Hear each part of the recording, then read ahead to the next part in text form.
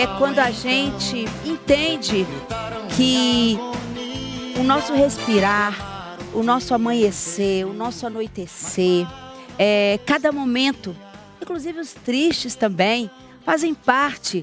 E o altar somos nós. E esse fogo ardente que queima é a presença de quem? Do Espírito Santo, do Espírito que vem do alto. Muitos acreditam em muitos espíritos. É um livre-arbítrio que a gente tem que respeitar a escolha de cada um. Mas nós escolhemos o fogo do altar do Espírito Santo. E, para isso, a gente tem que priorizar algumas coisas na nossa vida. A nossa vida espiritual e a nossa vida física. Nós temos obrigação de cuidar da nossa saúde. Por isso aqui no nosso programa da Rede Gospel, Programa da Maravilha, nós temos o Saúde Maravilha.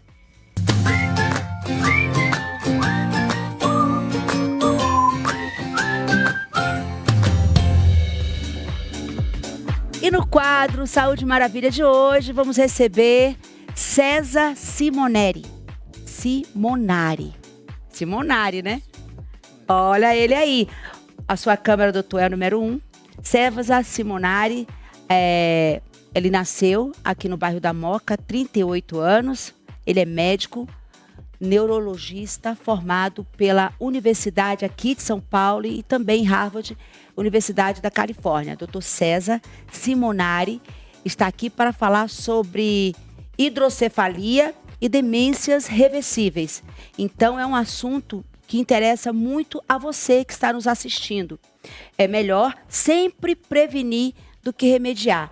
E o nosso convidado é mais um que o nosso querido Salatiel Araújo traz para a gente. Parabéns. Obrigado, doutor. Obrigado aos nossos parceiros que estão sempre vindo aqui, os melhores médicos do Brasil, formação, experiência, para informar a população, inclusive sobre assuntos de extrema importância. Quem não tem medo de demências, né? Já pensou? Né, doutor? Você constrói uma trajetória, esquecer isso? Não pode. Exatamente. E essa questão das demências, na verdade, primeiro que as pessoas não entendem, existe um estigma muito grande sobre a palavra demência, né? Então, da mesma forma que algumas questões psiquiátricas, a questão de memória, ela também carrega esse estigma muito grande e a palavra demência é muito mal vista muitas vezes pelas pessoas e elas não entendem muito bem o que isso quer dizer. A demência, na prática, é uma condição de quadro cognitivo, da parte de compreensão, de entendimento, mas que vai afetar principalmente o quesito da memória. Então, quando a pessoa começa a ter algum esquecimento, alguma dificuldade cognitiva, uma dificuldade para interagir com as outras pessoas, e a memória é meio que aquela coisa principal que a gente tem, né, para começar a interação. E justamente por ser uma coisa que tem um estigma muito grande, as pessoas conhecem muito pouco. Todo mundo, quando você fala de demência, a única que a maioria das pessoas vai conhecer é a doença de Alzheimer. A doença de Alzheimer ela é uma doença bem conhecida, mas muito pouco entendida. E, por conta disso, as pessoas acabam, muitas vezes, demorando para procurar, ou o contrário também, né? Qualquer perda de memória, qualquer mínimo esquecimento, aquela pessoa já começa a ficar com medo. Será que eu estou com doença de Alzheimer? Será que eu estou com quadro de demência? A ideia é a gente trazer isso um pouco à luz. E falando sobre a hidrocefalia, qual é a diferença? A diferença da hidrocefalia e a demência? A hidrocefalia, então, ela tem vários tipos de hidrocefalia, mas a hidrocefalia que vai ser importante para a gente hoje é o que a gente chama de hidrocefalia de pressão normal, ou a hidrocefalia do idoso, ou a hidrocefalia normobárica. Já dá para ver que pela quantidade de nomes é uma doença que ela não vai ser muito conhecida, né? Mesmo entre os médicos, ela não é uma doença tão comum assim de ser lembrada. E isso é uma pena, porque um dos sintomas principais da hidrocefalia de pressão normal, que vai acontecer muito mais frequentemente nos idosos, é justamente a questão da perda de memória. Ela vem junto com alguns outros sintomas. Os sinais, Isso. Quais são? E mais ou menos qual é a média da idade que se diz normal? Isso. A gente está falando de uma pessoa em torno ali de uns 65, um pouco antes, um pouco depois. E normalmente a pessoa que tiver o quadro completo dessa hidrocefalia de pressão normal, ela vai ter um conjunto de 3 sintomas. Ela vai ter a questão principalmente da perda de memória, ela pode ter uma dificuldade para caminhar, então meio que a marcha, né, a capacidade de dar os passos fica mais difícil, a pessoa parece que ela está grudada no chão o tempo todo, e às vezes uma incontinência urinária. Quando a gente junta tudo isso, dá para perceber que gera uma limitação muito grande para as pessoas. Mas infelizmente, por não ser uma doença muito conhecida, demora muito para chegar no diagnóstico. A pessoa não procura, ou porque ela tem um preconceito, ou porque ela acha que tem outro problema. Não é ou porque genética. desconhece. Ela não tem um quadro genético que a gente conheça. Genético no sentido de passar de pai para filho. Sim. Mas tem algumas características que a gente está entendendo cada vez melhor que pode ter alguma previsibilidade. Agora, Ainda não. essa dificuldade, nós estávamos conversando, eu e a Mara, antes do programa, porque habitualmente nós vamos no médico, aquela consulta de rotina, os Dentista, exames, ginecologista. exatamente. E nesse caso das doenças neurológicas que são tão importantes, né, rastrear, monitorar, qual que é a recomendação? Existe um check-up neurológico que dá para a gente prever e evitar, ou pelo menos retardar? A gente não tem hoje um check-up neurológico que seja consolidado, que seja consenso. O que a gente tem é que as pessoas deveriam prestar muita atenção nos sintomas. Isso, eu ia perguntar isso. Exato. Então, quando a gente está falando principalmente dessa população mais idosa, a primeira recomendação que a gente devia ter é que todo idoso devia ter o seu geriatra para chamar de seu. Do mesmo jeito que a gente, quando é criança, tem o pediatra, todo idoso devia ter um geriatra. Eu achei essa Isso é uma coisa colocação importante. perfeita. Quando criança, tem o pediatra. Tem que ter o geriatra. Agora vamos Eu estou precisando, hein? Vamos eu já estou descobrir. precisando. Ainda está quase. Sim. Vamos descobrir se o J Neto se cuida, porque ele está muito Boa. bem. A Mara pontuou isso aqui, o J está ótimo. Como que é a sua rotina de cuidados? É porque ela é minha amiga. Imagina, ó, o Brasil tá vendo. Não, porque a Mara é uma pessoa amável. É uma pessoa amável, sabe isso? Quem não amar a Mara... Se veja com Deus. É porque é uma pessoa amável. Uma pessoa muito alegre. Tem pra si, tem uma energia tão boa, a energia de Deus. Nunca vi a Mara triste. Eu nunca vi ela. Todo mundo assim, é natural dela, né? Mas você Por isso que ela vai, tá jovem assim. você se cuida, você Deixa eu ver. vai. Não. Ele estava Não? sem um Não. microfone, o J Neto. Será que as ele pessoas tava- escutaram? Mas deu Vou pra falar ouvir, de mas novo. mesmo assim deu pra A ouvir, Mara é né? uma pessoa amável. Por isso que ela tá linda, novinha, assim. Ela chega onde ela chega, energia positiva. Nunca chegou Não, mas eu aborrecida. me cuido. Porque tem muito a ver, né, doutor Mas eu não me César, cuido com não, Mara. atividade física, beber água. Essas regrinhas que a gente sabe de cor e salteada, mas muitos que estão nos vendo não levam a sério. Que é alimentação saudável. Tudo isso conta. Uma hora a conta vem, certo? Eu não janto mais. Olha aí. Eu não janto mais. Almoço bem. Esse negócio de simpatizar. Como é que é? Se pantufar. Empantufar de manhã com pão. Muito pão não como. Eu só como assim uma coisinha pequena, um bolinho de Milho. De mel. Tipo pãozinho de Pão mel. Assim, com um cafezinho expresso, acabou.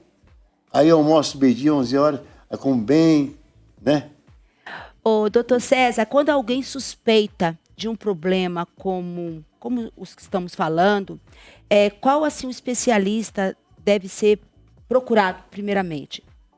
Primeira coisa, a gente vai pensar na idade que a pessoa está. Então, como a gente falou, se for um idoso, procurar o próprio geriatra é um bom ponto de partida. Para qualquer outro adulto, um clínico geral costuma ser uma boa escolha. Se você tiver um sintoma que já tem uma cara um pouco mais neurológica, então Qual essa questão da sintoma memória... seria esse? Tipo, dificuldade para andar, Dificuldade para andar, incontinência urinária, a perda de memória, ou então, às vezes, a perda de desempenho cognitivo, que a gente fala. Então, vamos supor, por exemplo, Zé Neto está aqui, vai cantar uma música, sem estar num momento muito emocionado, parece que a letra não vem mais, ele não consegue mais lembrar. Isso é um sinal de alerta. Chamou Zé Neto. Me chamava de Zé Neto. Zé Neto, J Neto, desculpa. Não, É você J de acertou. quê? Qual é o É J de J- é Jesus? J- José. É Zé. Mas Zé Neto, mas já acertou. Zé é muito Eu não antigo. quis o Jota, porque eu falei pra todo mundo, é João José Joaquim. É J Ai. de José de O Jesus. pessoal agora já sabe que é Jota de Jesus, pronto. Então, clínico geral. Clínico geral, Ou um geriatra. geriatra. E se você tiver um sintoma que seja mais específico do ponto de vista de memória ou da mobilidade, a questão do neurologista ou do neurocirurgião. E aí o neurocirurgião ele acaba entrando nessa conversa, por quê?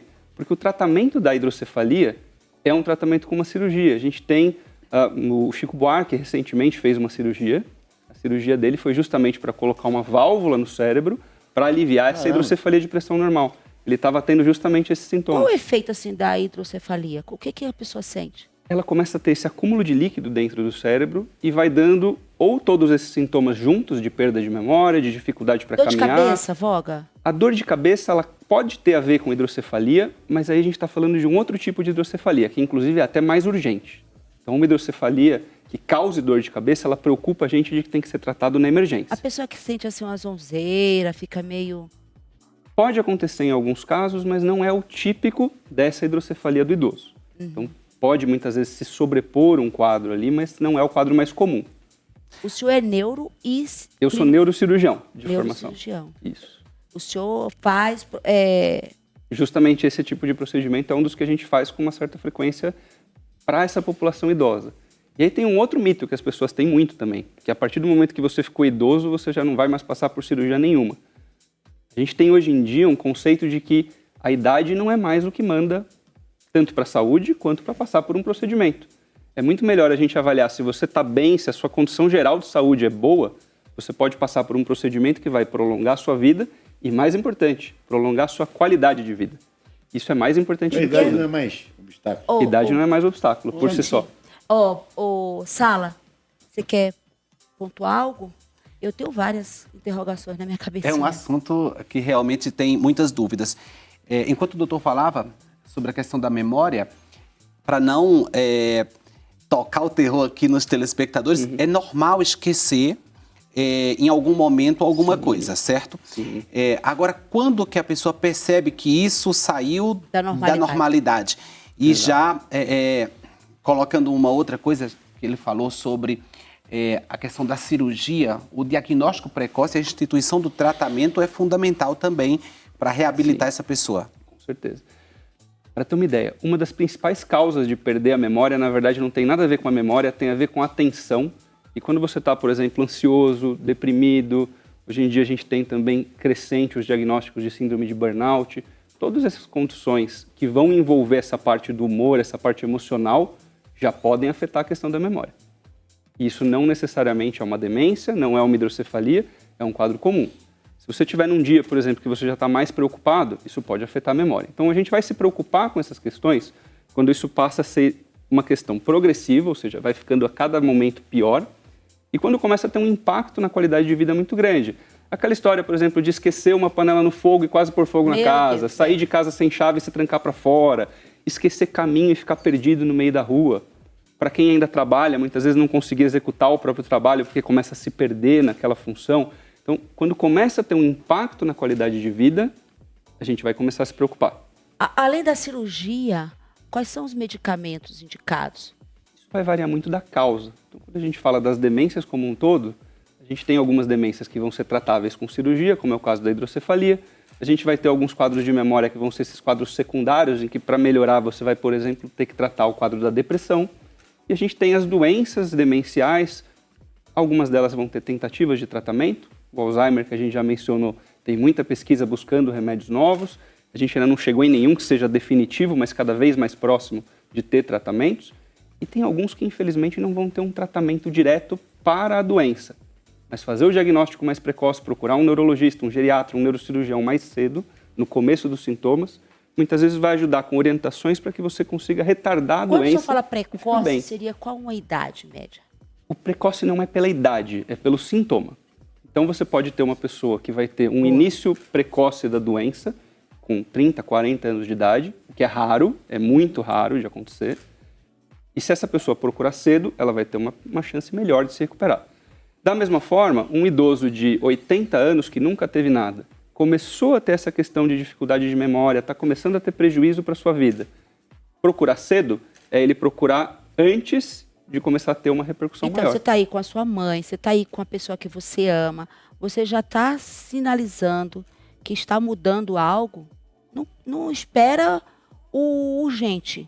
Prioriza para não virar urgente, não é isso, doutor? Com certeza. E assim, algumas dicas. A leitura, quais as dicas que na prática o senhor daria para quem está nos assistindo? Então, aí para qualquer pessoa, independente de ter um problema de memória ou não, a gente vai ter aquelas recomendações que são até meio que chavão na medicina, que a gente fala um pouco para tudo, porque na verdade elas funcionam um pouco para tudo. Sono regular é essencial para quem quer ter a memória e a atenção adequada. A gente sabe que isso é muito difícil hoje em dia, mas sono regular é uma coisa importante. A alimentação adequada, uma alimentação balanceada, dependendo do momento que você está de vida, não buscar extremos, às vezes uma orientação de nutricionista, ou mesmo uma orientação médica, uma orientação profissional.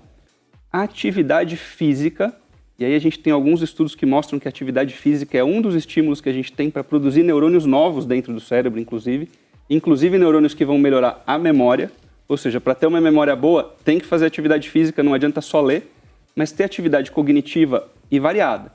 Tem sempre aquela busca por ter uma coisa que seja assim, vou fazer palavra cruzada, isso vai ajudar.